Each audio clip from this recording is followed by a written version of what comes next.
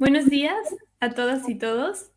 A nombre del Consejo de Acreditación en Ciencias Administrativas, Contables y Afines, CASECA, y la Agencia Internacional de Calidad Educativa AIC, conocida anteriormente como CAXLA, les damos la más cordial bienvenida a nuestro primer ciclo de conferencias Reimaginando la Educación 2021, en el marco de nuestra entrega anual de acreditaciones 2020. A continuación, el maestro Juan Cinco, director ejecutivo del Consejo de Acreditación en Ciencias Administrativas, Contables y Afines, CASECA, y la Agencia Internacional de Calidad Educativa AIC, dirigirá un mensaje de bienvenida. Buenos días. Nos es muy grato saludar a todos los participantes que con gran interés y entusiasmo forman parte de este gran evento, ciclo de conferencias Reimaginando la Educación, organizado por CASECA y AIC. La educación, elemento básico para el desarrollo y crecimiento de la persona, así como el desarrollo cultural, económico y social de un país. Durante estos 3 días de gran importancia, se estarán analizando por expertos de gran relevancia para la educación. CASECA tiene muy claro que reimaginar la educación requiere, sobre todo en esta época de crisis, adaptarse y transformarse, sin dejar a un lado la educación de calidad. Por ello es importante que todos los que trabajamos en este entorno nos fijemos parámetros con indicadores de calidad por medio de evaluaciones externas, que por resultados se obtengan acreditaciones en nuestros programas que ubiquen a las instituciones en parámetros de excelencia. La pertinencia y la calidad, junto con la internacionalización, son los 3 aspectos claves que determinan la posición estratégica de la educación universitaria. En este evento, como cada año, CASECA, la agencia de acreditación número 1 de América Latina, y AIC, Agencia de Calidad Educativa, realiza la entrega anual de acreditaciones a las instituciones de educación superior de México que realizaron su proceso en 2020. Reciban nuestra más afectuosa felicitación por su compromiso principalmente con su institución. Esto demuestra su empeño de tener una educación de calidad en México. Sean bienvenidos. Gracias. Muchas gracias, maestro Juan, por su mensaje. Ahora, le cedo la palabra al doctor Eduardo Ábalos Lira, presidente del CASECA y de la AIC, para que dirija unas palabras. Muy buenos días.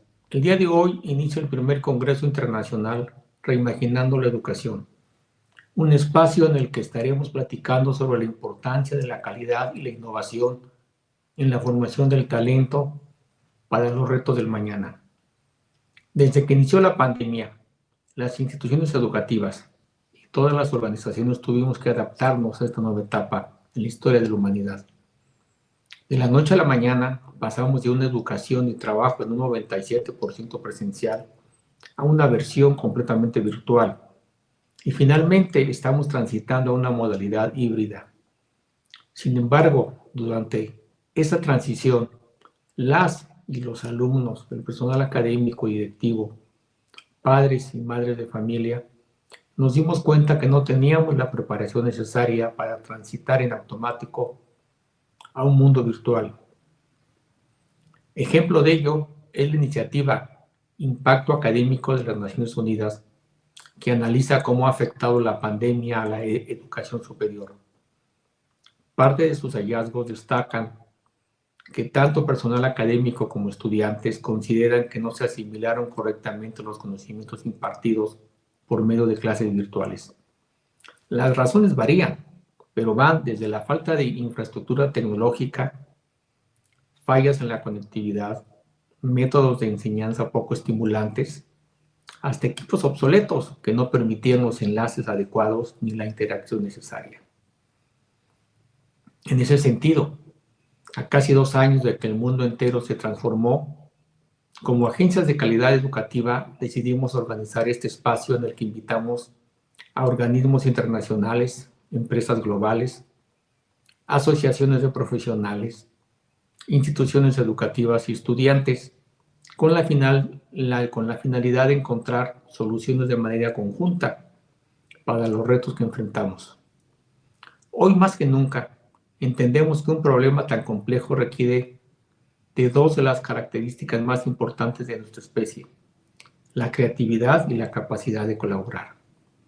En estos días tendremos la oportunidad de escuchar la visión que tienen los organismos internacionales sobre la equidad en la educación superior a nivel regional, la trascendencia de la educación en la construcción de un mundo más sostenible, el impacto y la importancia que tienen incluir los objetivos del desarrollo sostenible en las organizaciones, así como la competitividad y la empleabilidad como eje rector de la oferta educativa y las nuevas herramientas digitales que existen en el mercado para fortalecer la educación en todas sus modalidades.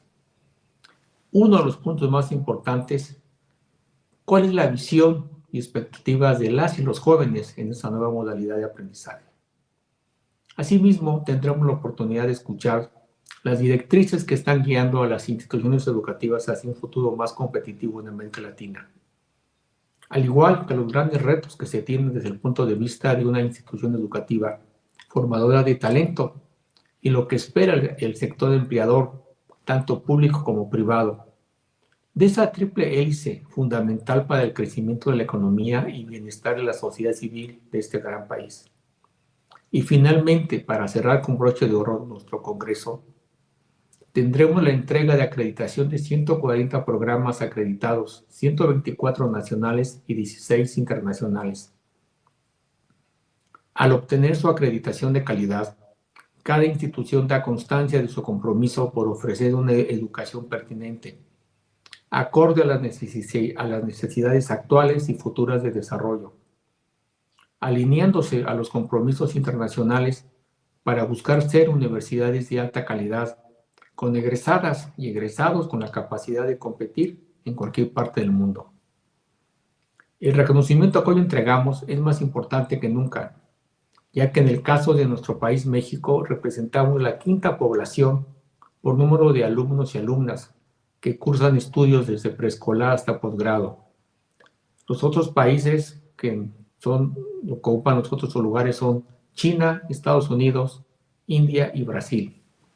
Por ello, la Agencia Internacional de Calidad Educativa, AIC, y CASECA, seguiremos promoviendo e impulsando una educación incluyente, internacional, de impacto social y con pertinencia en los sectores público y privado. Sin más, solo me queda decir gracias a los más de 5,000 personas que se registraron para participar en este congreso. Gracias por su confianza y compromiso con la educación. Esperamos que lo disfruten. Lo hicimos por y para ustedes. Muchas gracias, doctor, por sus palabras. Igualmente, antes de continuar, me permito agradecer a nombre del CASECA y la AIC a todos nuestros aliados del ecosistema de alta calidad educativa por sus invaluables contribuciones, al igual que a MSM Telecom por su apoyo incondicional como patrocinador. Sin duda, han sido fundamentales para lograr el éxito de este evento. Ahora les invito a que disfruten de estos 3 días que estarán llenos de grandes ponentes cuyos temas son de gran relevancia para la educación. Gracias por permitirnos ser sus aliados. A continuación, le doy la más cordial bienvenida a nuestra ponente inaugural, Elena Arias Ortiz, especialista senior de la División de Educación del Banco Interamericano de Desarrollo, con la ponencia Educación Superior y Equidad en América Latina. Elena es especialista senior de educación del Banco Interamericano de Desarrollo. Se incorporó al banco en noviembre de 2011 como parte del programa de jóvenes profesionales y su primera rotación fue en la División de Competitividad e Innovación. Es parte de la División de Educación desde diciembre del 2012. Antes de incorporarse al BID, trabajó como consultora para el Banco Mundial, el PNUD y para la Comisión Europea.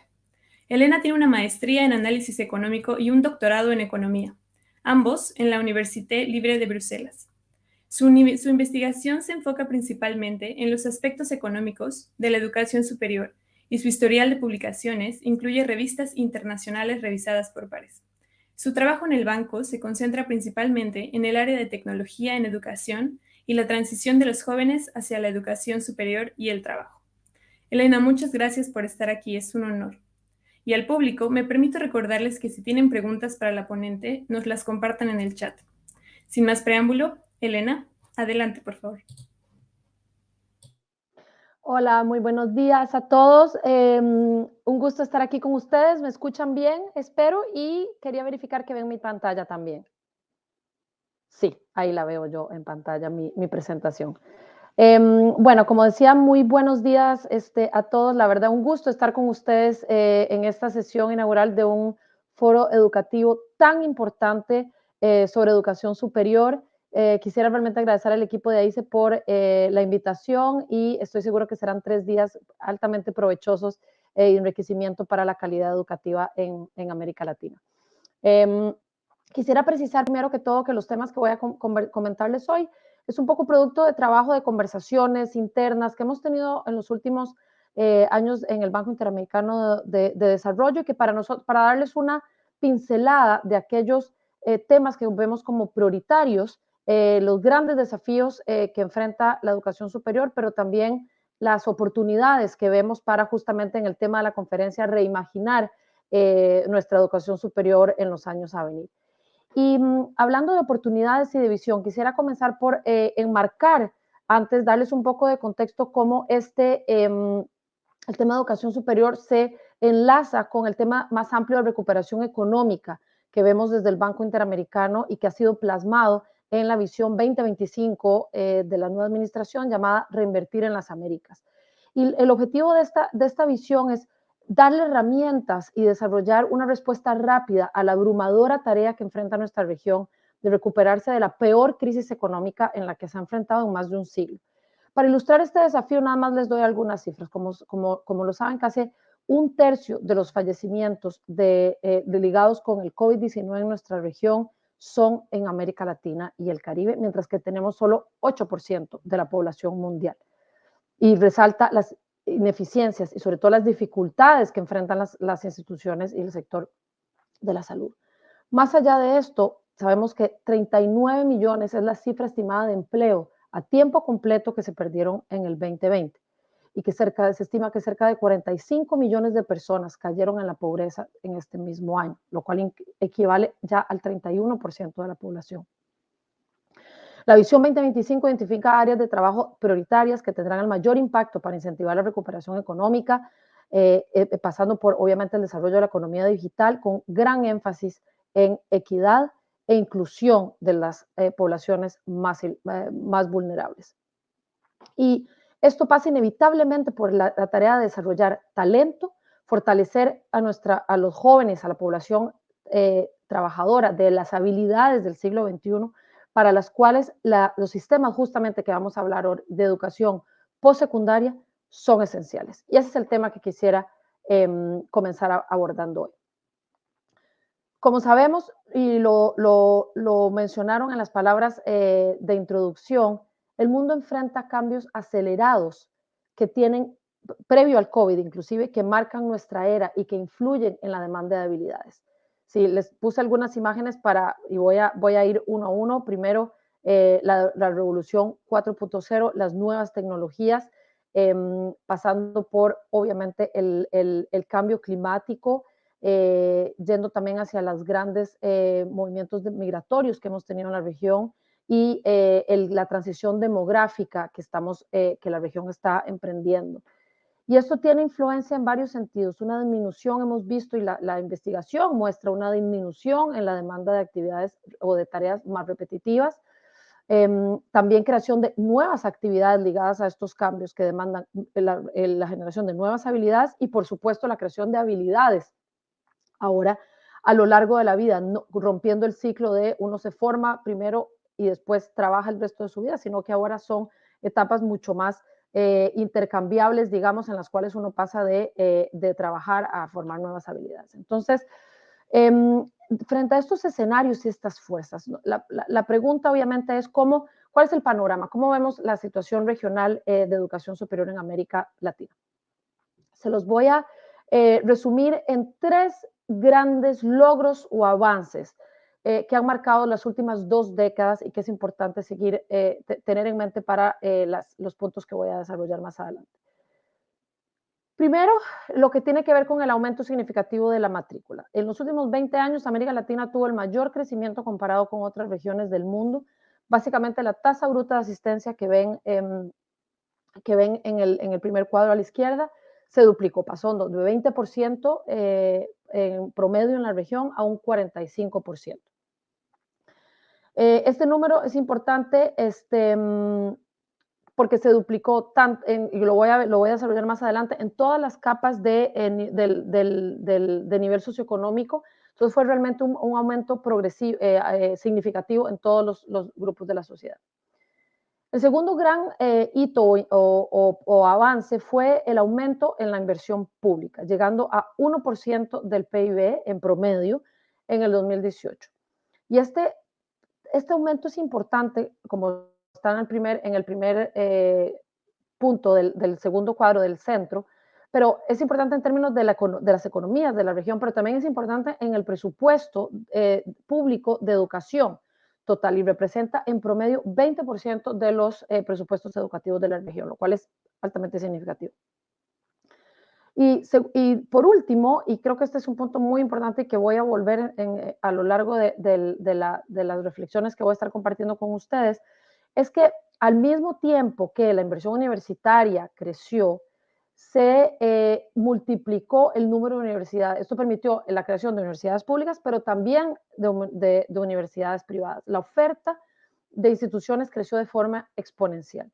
Y ahí les doy algunas cifras. Desde el principio de la década de los 2000 se abrieron cerca de 2.300 nuevas instituciones de educación superior y se crearon cerca de 30.000 nuevos programas, lo cual representa, para que tenga una idea del volumen, una cuarta parte de las universidades existentes, actuales, instituciones de educación superior, y la mitad de los programas creados desde la década de 2000. Entonces, realmente un escenario que en unos años se ha totalmente transformado.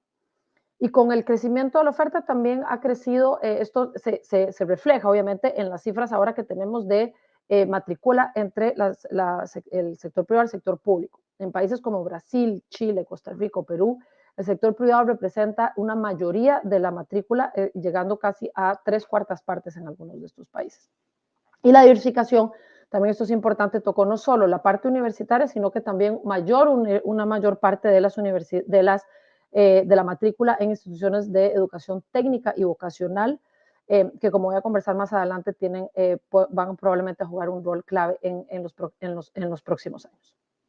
Entonces, voy a pasar esto porque esto ilustra básicamente los gráficos, les puedo compartir después la presentación, que ilustra en detalle las cifras que mencionaba anteriormente, tanto en matrícula privada como en la matrícula por tipos de institución. Pero en este contexto, y creo que esto es muy importante, llegó el COVID-19 y lo mencionaron también, inevitable en la introducción, inevitable no marcar esto como un hito en educación superior, porque cierre de instituciones, modalidades virtuales se expandieron de forma acelerada, pero también, y esto creo que es importante, crisis económica y dificultades para millones de estudiantes en América Latina. Como saben, en marzo del 2020 se estima cerca de 23 millones de estudiantes y 1.4 millones de profesores se encontraron en la casa. Y esta doble crisis que mencionaba, la crisis económica y la crisis de cierre de instituciones, desencadenó un cambio brusco, una disrupción en el mercado de educación postsecundaria. La tecnología se volvió de pronto la única herramienta para dar continuidad a los programas educativos y de formación profesional, y esto llevó a una aceleración sin precedentes a la transformación digital de instituciones tradicionales de educación superior. La semana pasada tuve la oportunidad de conversar con encargados de los planes de transformación digital de universidades grandes en Colombia, como la Universidad del Rosario, también inclusive universidades como el TEC de Monterrey, que en México, y hablamos de cómo los planes que tenían a 2025 o 2030, que eran a 5 a 10 años, sistemáticamente todos dijeron que en un año alcanzaron y en algunos casos sobrepasaron los objetivos que tenían de transformación digital para, como decía, un horizonte de 5 o 10 años. Entonces, realmente fue, digamos, no fue que estos planes o estos cambios no estaban de cierta forma dentro de los planes, tanto presupuestarios como estratégicos, pero lo que realmente hizo el cierre de instituciones fue traer esto al presente, y ahora obviamente esto pone a las instituciones en sencillamente otra trayectoria para los próximos años. Pero el cambio también tuvo, el impacto fue solo para las instituciones, sino para la demanda, para los estudiantes.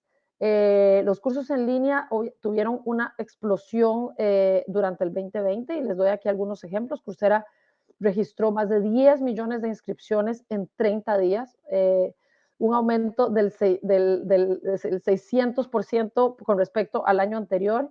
Y Udacity, ese es otro dato interesante, inscribió a más estudiantes en una semana de marzo que en toda la segunda mitad del 2019. Y esto definitivamente será más que nuestra perspectiva es que será más que un cambio transitorio, tendrá un impacto en el mediano plazo, en el largo plazo, y estos son como los temas que quería visitar con ustedes hoy. Vemos que hay primero, esto no es una identificación de temas exhaustiva, hay muchísimos otros temas ligados, por ejemplo, a la movilidad estudiantil, acreditación, certificación, y muchos temas que por cuestiones de tiempo no voy a poder entrar tan en detalle, pero voy a sencillamente poner 3 desafíos amplios que de cierta forma se conectan con estos temas, pero sobre todo que nosotros desde la posición del Banco Interamericano de Desarrollo como organismo internacional vemos que podemos apoyar a los países en estos desafíos. Estos son 3. Primero, los temas de acceso y financiamiento de la educación. Después, acceso y financiamiento, acceso y calidad, creo que debería decir ahí. Después el financiamiento de la educación superior, pero bueno, está un poco conectado. Y tercero, la digitalización y diversificación que mencionaba anteriormente, disrupción del mercado. Y esto tiene implicaciones también para calidad que voy a mencionar. Ahí está, acceso y calidad, no acceso y financiamiento, acceso y calidad. El primer gran tema. Primero, voy a concentrarme primero en acceso. Como ustedes vieron anteriormente, les mencioné, la matrícula aumentó de forma significativa en los últimos años, pero si bien es cierto, estamos alcanzando 45% de la matrícula bruta, estamos todavía muy por detrás del promedio de países de la OCDE, que alcanzó 75% de la matrícula en 2019 para estos países.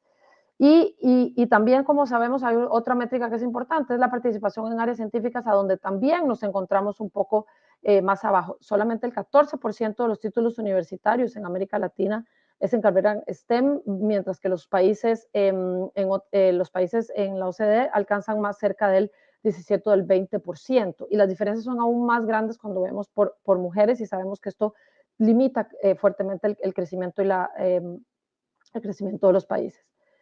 Y finalmente, algo importante que mencionaba, si bien es cierto que el crecimiento se dio de la matrícula en todos los niveles socioeconómicos, vemos todavía una persistencia en la desigualdad del acceso. Los estudiantes, si bien aumentaron entre los últimos 20 años el acceso en los grados más bajos, todavía tienen tasas de acceso que son significativamente más bajas.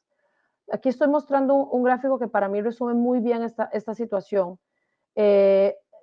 Muestra las tasas, en este caso netas, de asistencia a educación superior por quintil de ingreso familiar. Y reflejamos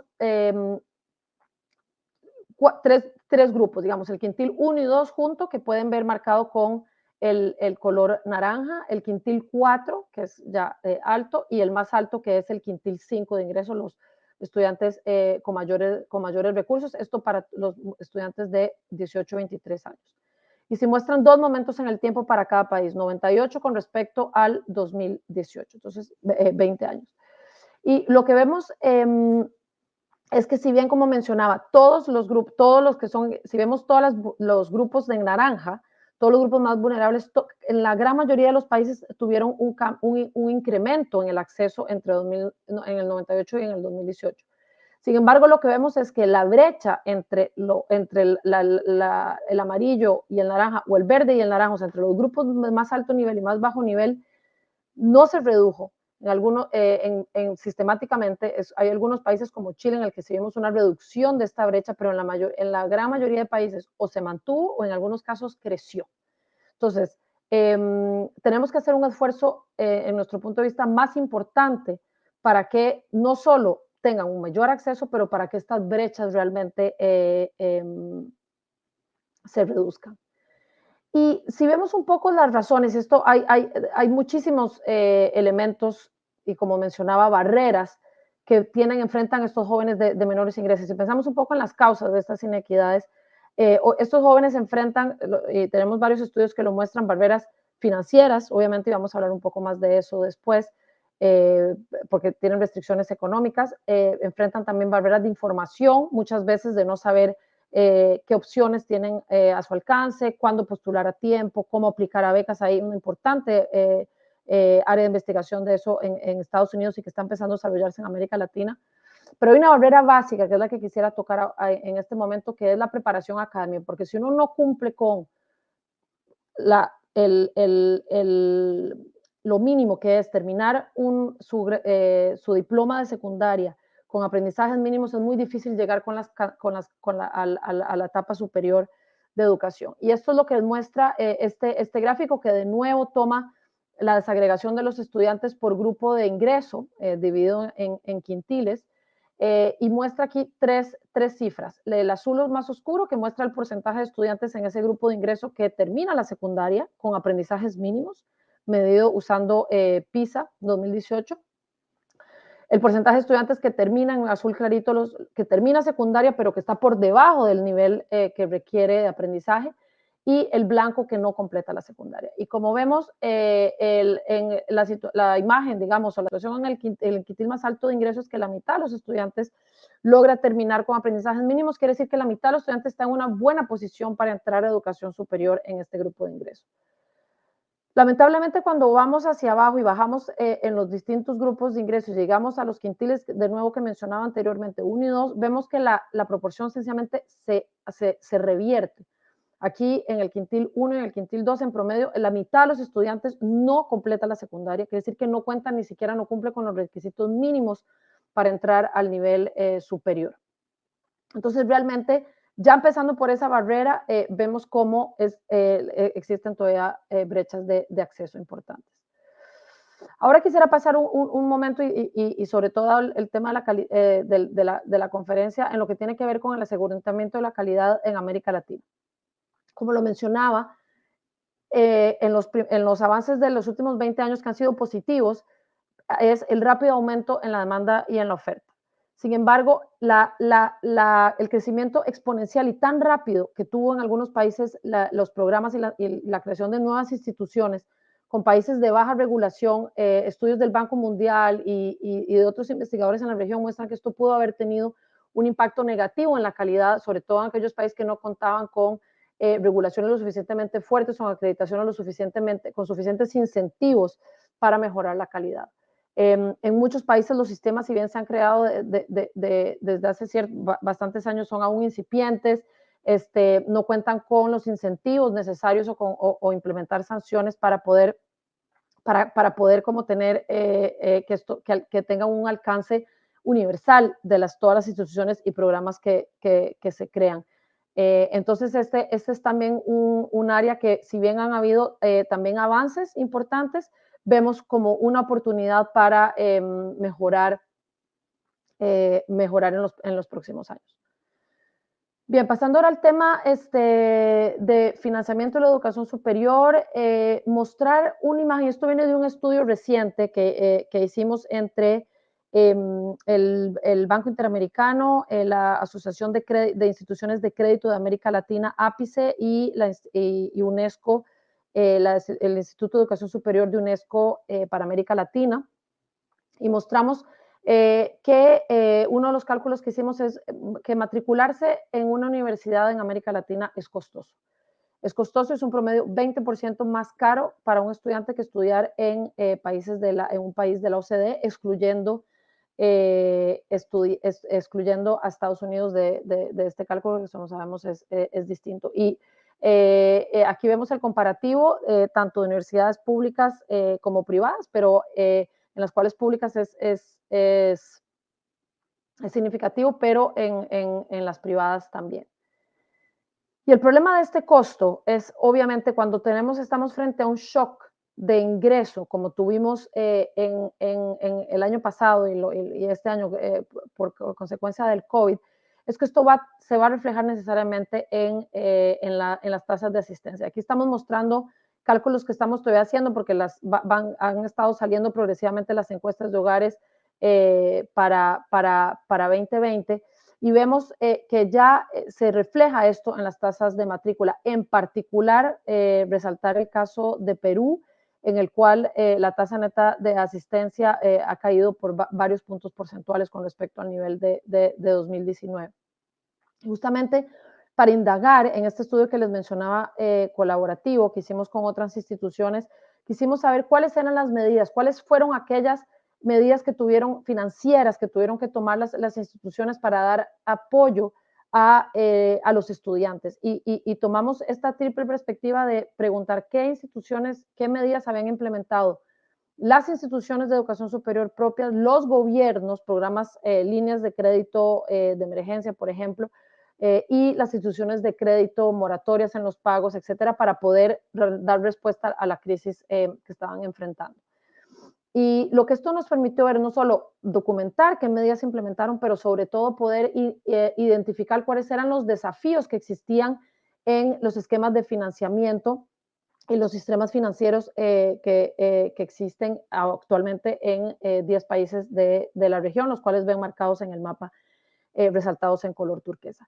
Y lo que vimos es que se necesitan, los instrumentos son poco flexibles, en particular cuando se enfrentan a crisis como las que tenemos actualmente, y poco sostenibles también. Las becas completas son altamente costosas y en general cubren una parte muy pequeña de la matrícula. Entonces, otros métodos innovadores que se han identificado como becas solidarias son más sostenibles, son atractivos y pueden funcionar para aumentar el número de estudiantes que se benefician. Después, las políticas para promover el diseño de mecanismos de financiamiento público para todo tipo de instituciones de educación superior son necesarias. Muchos de los estudiantes que enfrentaron dificultades estaban en universidades privadas, las cuales por cuestiones del sistema financiero, del sistema de financiamiento, no podían acceder a ciertas ayudas de gobiernos, lo cual pone obviamente un dilema importante cuando estas instituciones ocupan una parte de la matrícula tan alta en algunos países. Y también del punto de vista de las instituciones hay ciertas recomendaciones ligadas con diversificar las fuentes de ingresos, no solo contar con la matrícula, sino hacer otro tipo de estudios, otras maneras de financiarse para poder mantener la matrícula en caso de, y ayudar a los estudiantes en caso de choques económicos. Pero por lo general muchas de las recomendaciones apuntan a mejorar los sistemas de información con los que cuentan las instituciones, fortalecer también las alianzas y el trabajo interinstitucional para promover un mejor aprendizaje entre las instituciones, una mejor cohesión y así poder reinventar nuevos esquemas de financiamiento y educación superior, en la educación superior. Y finalmente, para ir ya hacia el cierre de estas reflexiones, tocar sobre la digitalización que mencionaba al inicio, la diversificación y la disrupción del mercado a la que estamos enfrentando. Existen ahora, como lo mencionaba con el COVID, es algo que se ha vuelto exponencial, nuevos modelos de negocio para la educación en línea, como Coursera edX, que ya existía, pero sobre todo que se han aliado con instituciones tradicionales como lo ha hecho el TEC de Monterrey con Coursera para campus y que lo ofrecen como parte de su oferta, pero muchos otros ejemplos en México y fuera de México también. Entrada ahora de universidades corporativas en tecnología digital como la Universidad de Amazon, que está formando sus propios empleados y universidades de clase mundial con ofertas de bajo costo como ahora MIT o Harvard, o sea, todas las grandes y que entran sobre todo en esta modalidad virtual a competir directamente con las universidades que se encuentran en América Latina. Después, nuevos cursos, que eso ya también existía antes de la pandemia, cursos de formación especializada que son altamente efectivos y altas tasas de empleabilidad, como son los bootcamps o ciertas ofertas en nichos como industrias creativas, como Creana. Después, lo mencionaba también, la disrupción en el mercado de certificación, como los nanodiplomas o los microcredenciales,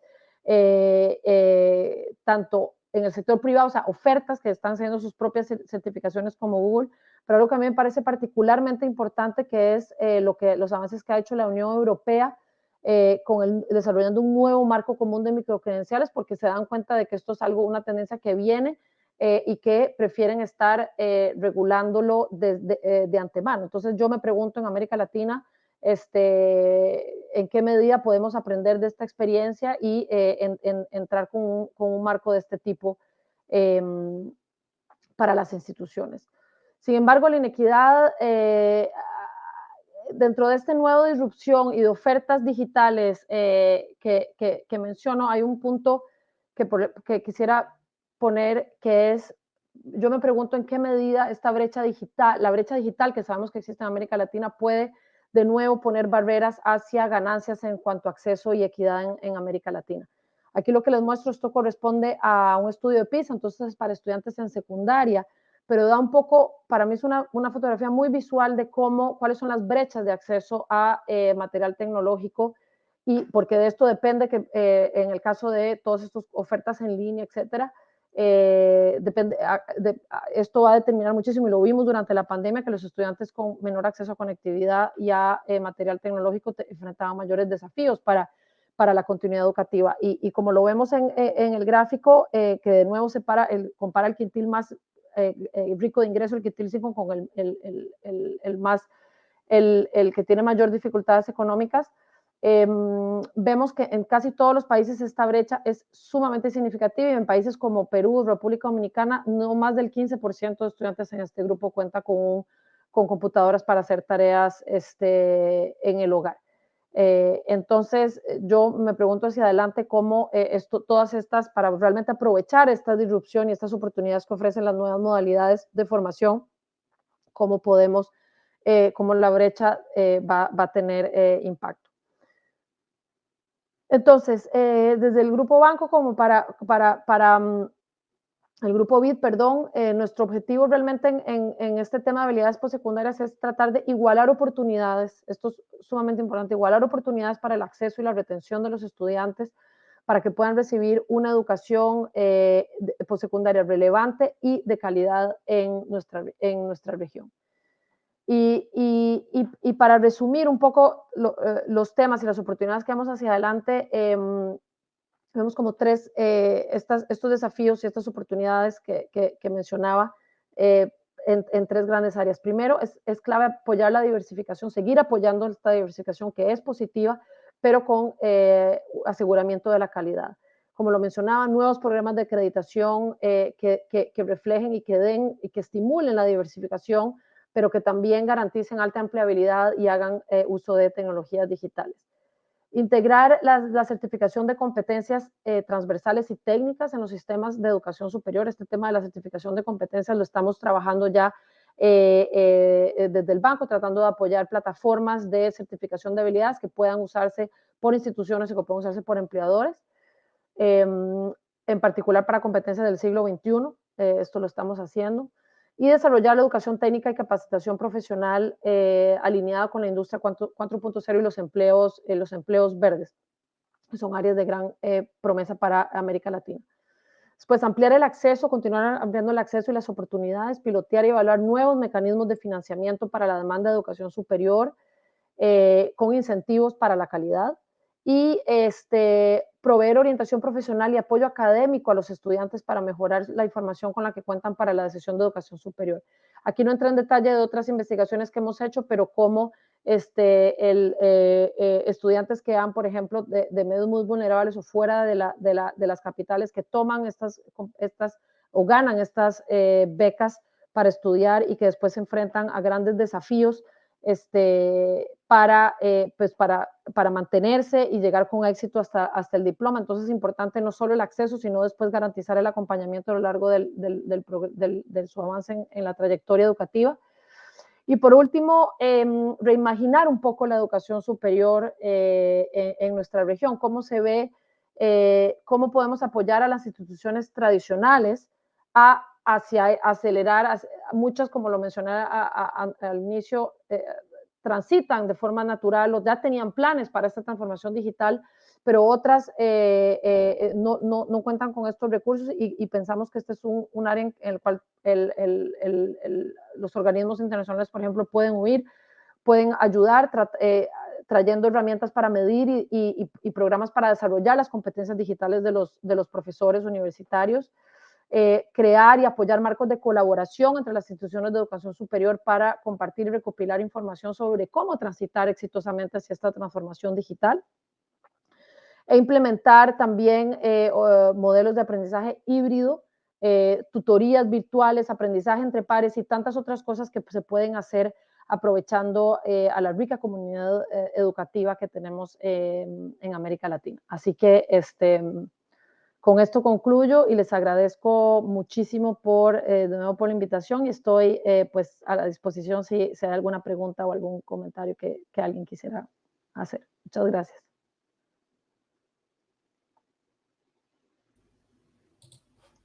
Muchas gracias, Elena. Sin duda, tanto instituciones de educación superior como las organizaciones que trabajamos con ellas debemos enfocarnos en una hoja de ruta para combatir esa triple desigualdad en materia informativa, financiera y de preparación académica para lograr una mayor equidad en la región. Antes de despedirnos de ti, me gustaría leer algunas preguntas de la audiencia. La primera es, cada problemática presenta diferentes desafíos. Desde su punto de vista, ¿cuál sería la ruta a seguir para lograr el objetivo? Elena, me parece que voy a leerte las diferentes preguntas o si gustas, vamos una a una, como tú desees. Sí, tal vez unas 2 o 3 por si tocan temas y así las puedo reunir, si te parece. Perfecto. La siguiente es, ¿cómo impulsar los programas de internacionalización para contar con universidades con calidad global? Y una más, en tu presentación vimos que la acreditación no es obligatoria en todos los países latinoamericanos. En ese sentido, desde la perspectiva del BID, ¿cómo se podría recomendar que la acreditación sea obligatoria como un instrumento de evaluación de mejora continua y que existan acuerdos regionales para su reconocimiento entre los países, considerando la amplia diversidad en políticas educativas entre cada uno? Súper. ¿Me repites la segunda? Por favor, que la he visto un poquito rápido. Claro, claro. ¿Cómo impulsar los programas de internacionalización para contar con universidades con calidad global? Sí, bueno, súper buenas preguntas, bastante amplias y desafiantes, y no sé si tengo la respuesta clara por ejemplo, una ruta específica que deban seguir. Creo que hay un punto en común que veo en las tres. En cuanto a la internalización, una acreditación que sea también reconocida por todas y una ruta a seguir. Unos esfuerzos que a mí me parecen muy importantes, con los cuales estamos trabajando, son asociaciones universitarias. Yo creo que, por ejemplo, en el campo de transformación digital estamos trabajando muy de cerca con la red que apoya a la Fundación Santander, la red Universia, que es específicamente para el tema de educación superior, para el tema de digitalización, perdón, pero que yo veo como una excelente fuente de aprendizaje porque primero los temas y las prioridades las fijan ellas mismas las universidades. Entonces definen una serie de temas, esta red cuenta con más de 600 universidades en América Latina y el Caribe.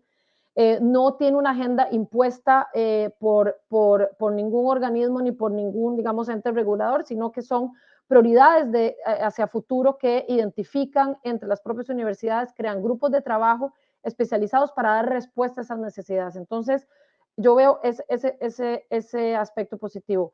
Segundo, aprendizaje, como lo mencionaba, de buenas prácticas, intercambio de experiencias de esto me funciona a mí, esto tal vez no vayas por esa ruta. O sea, un aprendizaje entre instituciones que a mí me parece sumamente provechoso para tanto la internalización, se aprende de lo que están haciendo otros, se invitan expertos.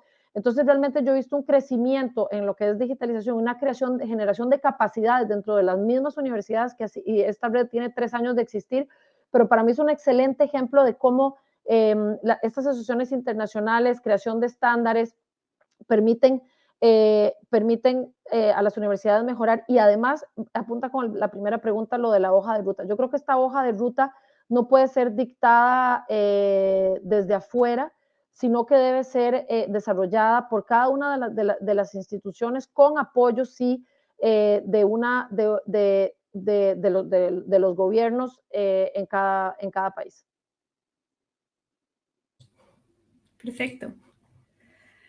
Tenemos un par más. La siguiente, ¿usted considera que la existencia de diversas ofertas educativas, muchas inaccesibles, a partir del mismo plan de estudio, frenan la educación de jóvenes que buscan tener a futuro mejores oportunidades de empleo a través de una buena educación en instituciones de prestigio, que muchas veces se encuentran fuera de su posibilidad económica?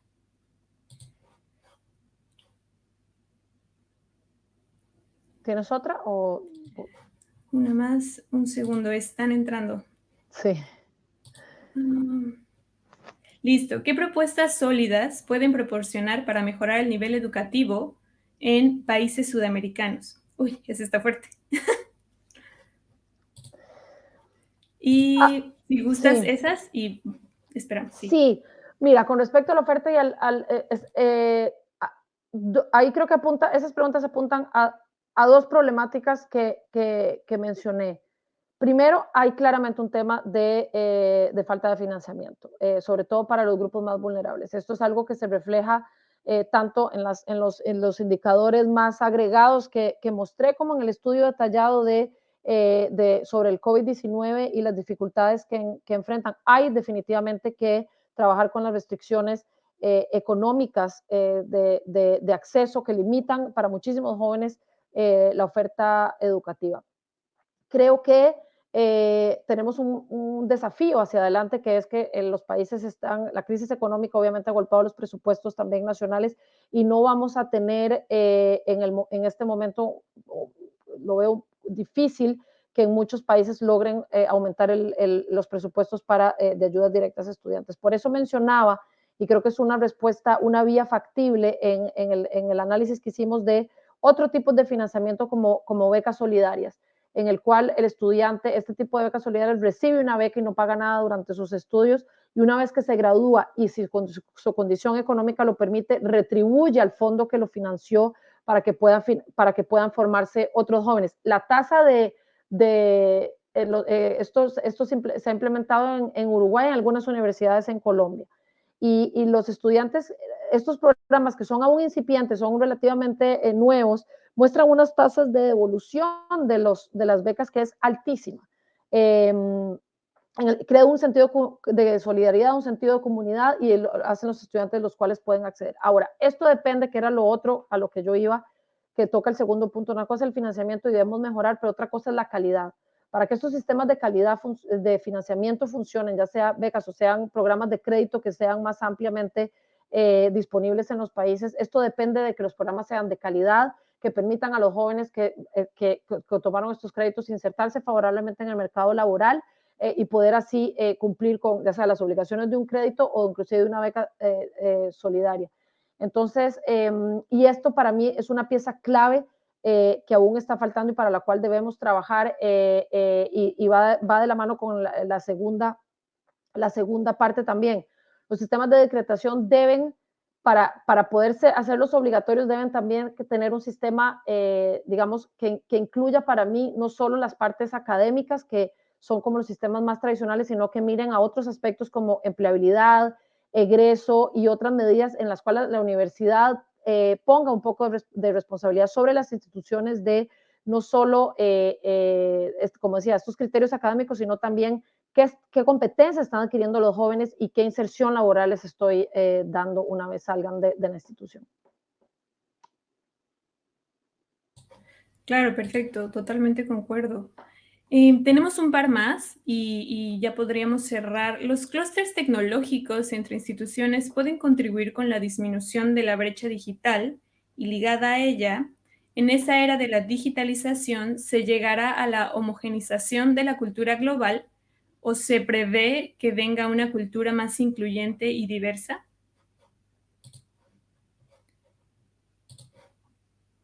Y finalmente, ¿existe algún proyecto para que con la iniciativa del BID se desarrolle alguna plataforma educativa que soporte especialmente a los países latinoamericanos? Si quieres, empiezo por esa última, no. No, pensamos que las soluciones no están por ahora en el proyecto. Lo que estamos haciendo, como mencionaba, es más bien apoyar redes o organismos que favorecen este intercambio de experiencias y estas redes entre universidades, porque pensamos que es, como decía, el generar su propia agenda, sus propias prioridades y sus propios instrumentos. Nos parece muy favorable. Si dentro de estos grupos, por ejemplo, estas asociaciones de universidades con las que colaboramos identifica una necesidad puntual, como ha habido en el pasado, en el cual el banco pueda apoyar, y si esto es una necesidad que se nos hace un pedido, esto es algo que podemos obviamente explorar, y lo hemos hecho en el pasado. Hemos apoyado también, por ejemplo, programas de formación, hacer llamadas propuestas para programas de formación de competencias digitales de los profesores, haciendo llamados en toda la región y explotando las ventajas comparativas que tienen los distintos países. Entonces, algo que hemos hecho en el pasado, pero así como de facto no hay un proyecto ahora en pie para hacer esta plataforma o tal. Y con los clústeres digitales, no estoy muy segura a qué se refiere exactamente con clústeres digitales, si son estos, como mencionado, estos grupos para hacer avanzar la digitalización o grupos de expertos en tecnología. Sí, yo veo que hay muchísima expertise, muchísimo conocimiento entre las distintas instituciones. La verdad que aprendo muchísimo cada vez que participo en estos eventos, hago encuentros con universidades. Hay una creatividad y una capacidad gigantesca en cada una de las instituciones. Y el juntar este intercambio de experiencias y a juntar estos expertos alrededor de un objetivo común, encuentro que puede dar respuesta a muchas de las necesidades que tenemos actualmente como región. Así que si a Clúster Digital hablamos con eso, creo que generar estos grupos y favorecer y fortalecer estos grupos es un camino hacia la digitalización y la reducción de necesidades, digamos, en las distintas instituciones.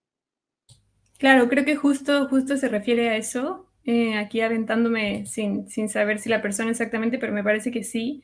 Y bueno, justo lo que decías, creo que nosotros entramos perfecto, ¿no? O sea, este ecosistema de alta calidad educativa que hemos ido construyendo, creo que es parte como de lo que justamente estabas hablando, ¿no? O sea, juntarnos, atender a nivel regional y justo juntar todas esas instituciones de educación superior que les interesa la calidad y la mejora continua, ¿no? Entonces, creo que ese sistema de acreditación regional de calidad podría en algún punto alcanzarse, ¿no? Pronto, no es en un futuro tan lejano. Totalmente, creo que lo hablamos y cuando trabajamos con el equipo de AICE y nos contaron justamente este trabajo regional que estaban haciendo, de hecho, así fue como conectamos. Creemos realmente que el trabajo que hace AICE va en esta línea de juntar experiencias, de llevar mejores prácticas de un país al otro y tender, como dices, alinearse tal vez hacia un sistema de acreditación regional que toca el punto que tampoco llegó hoy, la internacionalización, la movilidad cada vez más grande que vamos a tener, sobre todo ahora con tantos medios digitales, muchas veces inclusive empleadores en Estados Unidos o en Europa ya contratando estudiantes que están en América Latina. Entonces, el estándar ya de un país únicamente no tiene sentido, mientras que podría estar trabajando, estudiando en México y trabajando en Colombia y en algún país europeo en simultáneo. Entonces, creo que esta mirada regional para la acreditación es clave también hacia adelante. Claro, y eventualmente haría que nuestras generaciones serían mucho más competitivas, ¿no? O sea, el tener justa esa diversidad y multiculturalidad, pues hace que cambie toda la perspectiva de un estudiante. Totalmente. Pero bueno, muchas gracias. Hay muchas preguntas, pero muchas gracias nuevamente, Elena, por ser parte de este espacio y compartirnos tu experiencia y conocimiento respecto a esta equidad tan necesaria que debemos alcanzar en la educación superior a lo largo de América Latina. Ha sido un placer platicar contigo. Y bueno, a continuación, nuestro aliado BET Internacional, Comunidad Global en Favor de la Educación y la Tecnología, justo atendiendo a todo lo que acabamos de platicar y que nos compartió Elena, nos comparte el siguiente video. Muchas gracias.